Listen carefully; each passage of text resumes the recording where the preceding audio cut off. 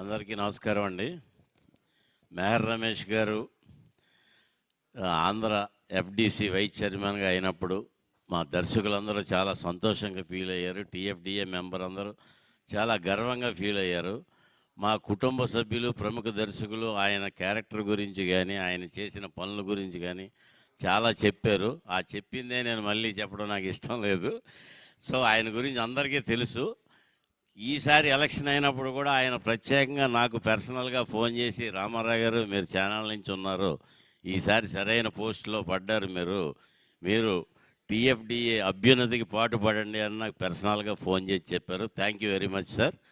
So అలాగే ఈ ఆంధ్రప్రదేశ్ ప్రభుత్వం కొత్తగా వైస్ చైర్మన్ పోస్ట్ క్రియేట్ చేసింది. ఆయన చరిత్రలో చిరస్థాయిగా నిలిచిపోతారు, ఆంధ్రప్రదేశ్ తొలి వైస్ చైర్మన్గా.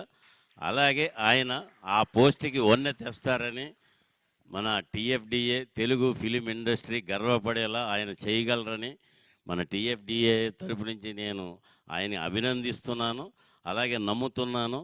ఆయనకి సపోర్ట్గా టీఎఫ్డిఏ తెలుగు ఫిలిం ఇండస్ట్రీ మొత్తం తెలుగు సినిమా పరిశ్రమ అభ్యున్నతికి తోడుగా ఉంటారని నేను టీఎఫ్డిఏ తరపున ఆయనకి హామీ ఇస్తున్నాను. Thank you sir. Thank you very much. Thank you sir. Ramarao గారు. సార్ శంకర్ గారు ఇందాక తొందర పెట్టాను అన్నారు, ఏమైనా మాట్లాడితే వచ్చి మాట్లాడచ్చు సార్, ఏమైనా గుర్తొచ్చుంటే.